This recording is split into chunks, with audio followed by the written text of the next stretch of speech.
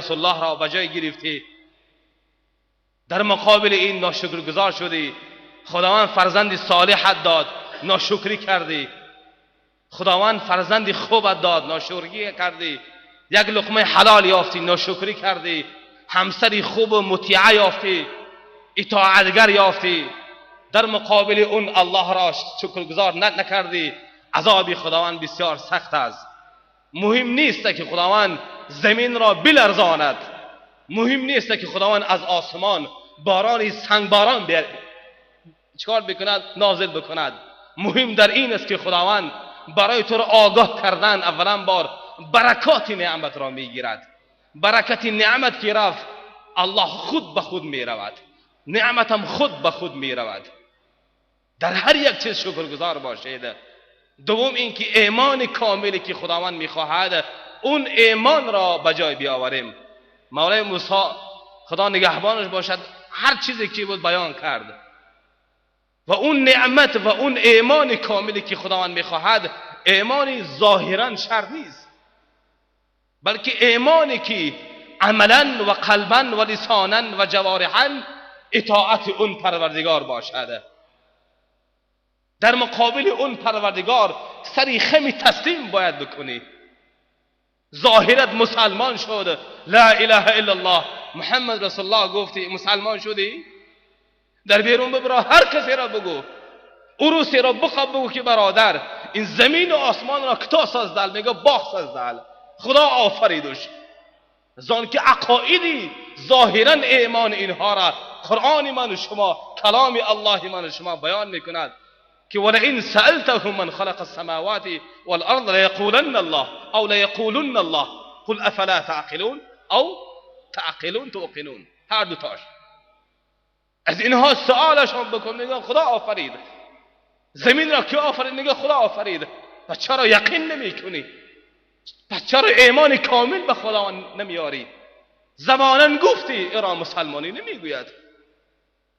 در زمان رسول پاک گروهی در گروه ها می اومدند که اذا جاءك المنافقون قالوا نشهد انك لرسول الله والله يعلم انك لرسوله والله يشهد ان المنافقین لكاذبون. یا رسول خدا تو رسول هستی. گواهی میدادند، اقرار به زبان میکردند، لیکن خداوند در حالتی که میدانست که محمد صلی الله علیه وسلم رسول خودش است، لیکن آنها که بود یقولون بألسنتهم ما لیس فی قلوبهم بودند، به زبان میگفتند، به دلشان تصدیق نمیکردند. به زبان میگفتند ما مسلمان هستم، لیکن معذرت میخوام من شما را اینجا تعقیب نکردنی هستم، یکی از شما را من بخیزانم. والله اگر بگم برادر مسلمانی، میگی مسلمانم، لیکن من بگم که معنای مسلمانی چیست، والله نمیدانی. ظاهرا میگی مسلمانم، لیکن معنای مسلمانی چیست؟ اسلام چرا میگویند؟ یک عروس بگو که تو عروس هستی، خریستیانی میگه من خریستیان هستم، بگو معنای خریستیانی چیست؟ 2 ساعت آبرزن میدهد، بیان کرده میدهد که خریستیان چی هست. ایمان کامل از خداوند، به اون الله تعلق کردن، رابطه کامل به خدا کردن. خدا ایران میخواهد. به زبان گفتی، به دل، در زندگانیت، در معاملاتت، در معاشراتت، در خوردنیت، در همسریت، در نکاح و طلاقت اگر حکم خداوندی نباشد، ایرا بدان که تو صفت نفاق داری، مسلمانی واقعی نشده ای. پیامبر خدا صلوات الله علیه و سلم ابو لهب و ابو جهل را وقتی دعوت کرد، گفت اسلام بیاور، به خداوند رابطه بکن، بت پرستی را رها بکن، الله پرستی را سر بکن و بگو که لا اله الا الله محمد رسول الله. ابو جهل قبول نکرد، گفت نمیخوانم. یاران ابو جهل گفتن که ابو جهل بگو یک کلمه را بگو از محمد خلاص بشه، علیه بالله. یک کلمه بود از بگو خلاص بشه. ابو جهل میدونی چی گفت؟ گفت اون محمدی که کلمه ای که میگوید او را من خوانده نمیتوانم. گفت به کدام خاطر؟ گفت من او را بخوانم باید ما تحت اون زندگی کردن برای من شرط است. یعنی که زنا نکنم، شراب نخورم، پاپیراس نکشم، زناگری نکنم، دزدی نکنم، غلامان را آزاد بکنم، بود پرستی را پرتایم، الله پرستی را بکنم، من این را نمیتونم. ایمان کامل به خدا شرط است. خدای پاک من میفرماید که یا ایها الذین آمنوا آمنوا کما آمن الناس. هر کجای قرآن که خداوند ندا بزند، ندا یا ایها این ندا هست. خداوند همگی در 64 جای قرآن، در 64 جای قرآن خداوند میگوید که یا ایها الذین آمنو، اون کسانی که ایمان داری، دعوا کنی که من مسلمان هستم، دعوا داری که من امتی رسول هستم. خداوند برای چی آمنو گفت؟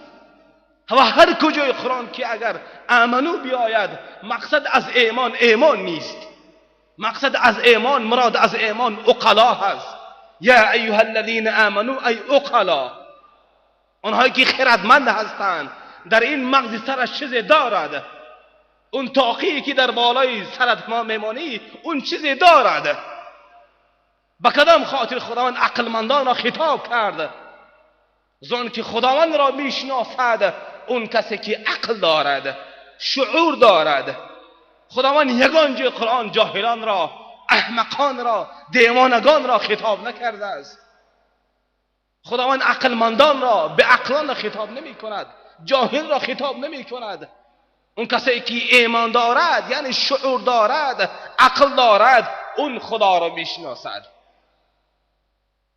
زمانی که حضرت آدم علیه السلام را خداوند تخلیقش کرد، آفریدش، حضرت آدم عقل نداشت، علم نداشت، زبان نداشت، هیچ چیز را نمیدانست. خالی بود، جسم خالی، سری خالی، مغزی به عقل بود. خداوند وقتی که روح را در داخل اون امر نمود، از آدم سوال کرد خداوند که یا آدم، ای آدم، من برای تو چند چیز را پیشنهاد میکنم، در پیش تو چند چیز را میمانم، از ما بین اینها یکیش را انتخاب بکن. آدم گفت پروردگارا چی باشد؟ خداوند گفت که عقل، علم، دولت، همسر، زن، فرزند، اولاد، دنیا، از اینها یکش را انتخاب بکن. حضرت آدم گفت پروردگارا نمیدانم. گفت برای هفته مهلتت میدهم، ای را فکر بکن بعد از آن بیا. حضرت آدم را فکر کرد، آمد، روز جمعه بود، آمد گفت پروردگارا برای من عقلم بده. خداوند گفت برای چی عقل را انتخاب کردی؟ چرا زن انتخاب نکردی؟ فرزند انتخاب نکردی؟ مال انتخاب نکردی؟ علم انتخاب نکردی؟ چرا عقل را انتخاب کردی؟ حضرت آدم میدونی چی گفت؟ خدایا اگر من عقل نداشته باشم تو را چطور میتوانم عبادت بکنم؟ اگر من عقل نداشته باشم علم را چطور حاصل کرده میتوانم؟ عقل نباشد من همسری را چطور انتخاب کرده میتوانم؟ فرزند را به دنیا چطور آوردن را چطور میدانم؟ این عقل است. خداوند بعد از آن عقل را تخلیق کرد، عقل آفرید، عقل را 10 تقسیم کرد. 9 قسم عقل را به شما داد، به مردها داد. 1 قسم عقل را خداوند به زنها داد. شهوت را هم 10 قسم آفرید. 9 قسم شهوت را خداوند به زنها داد، 1 قسم شهوت را خداوند به مردها داد. این معلوم است ظاهرا آنهایی که همسر دارند. اون انسانی که عقل دارد، اون انسانی که عقل دارد پروردگارش را میشناسد. خدای پاک من همین خاطر میفرماید که ای عقلا، ای خردمندان، ای اون کسی که عقل داری، آمنو کما آمن الناس، ایمان بیاورید همون طوری که مراد از ناس صحابه ها هست، همون طوری که یاران رسول الله ایمان آوردن همون طور ایمان بیاورید. یاران رسول الله چی خیلی ایمان آوردن، در هر حالت که بودن با الله بودن، در هر حالت که بودن عبادت خدا را میکردن. رنگی بعضی ها نبودن که اکثریت مردمان خدا را که یاد میکنن. خدا نخواسته اگر از خانه ما یا اینکه از خانه شما یگان کس فوت کند، اگر بعد از آن چیکار میکنیم؟ در سرمان در حیات تاقی ماندگی نیستی، تاقی میمونی، جامه رو میپوشی، لاکی بدعتی را گرفته در میانتان میبندید، الله الله گفته یاد میکنی. وقت خداوند میگه که در هر حالت که هست من در یاد تو باشم. در هر حالت که هست رابطه ایمان تو با من مستحکم باشد. توجه را اینجا بکن. کسی میاد میره او را نگاه نکن، اینجا نگاه بکن. کی میخیزد کی میرود او را نگاه نکن، وگرنه هر آنچه که میشنوید خوانده برابر شد، فضل خدا صادر شد. از جایتون هم نخیزید. کلام خداوندی مهمتر است. خداوند جل جلاله همون طوری که ایمان صحابه ها آوردن همون طور خداوند میخواهد. یهودی پیش عدد عمر آمد، گفت یا عمر متى تعبدون ربکم؟ یا عمر گفت اون خدایی که شما دعوا میکنید که یکتا هست، احد هست، صمد هست، بنیاز است، نظیر ندارد، لا اب له ولا ام له ولا اخت له هست، اون خدا را کی پرستش میکنید؟ حضرت عمر گفت ما 24 ساعت خدا را عبادت میکنیم. این یهودی بود، گفت ما خدا را وقتی طلوع آفتاب، وقتی غروب آفتاب ما خدا را خدای خودمون را پرستش میکنیم. حضرت عمر گفت ما 24 ساعت خدا را عبادت میکنیم. صار متحیرا و سئل مره اخرى، در حیرت زد اعرابی یهودی، گفت یا عمر الا تأکلون ولا تشربون؟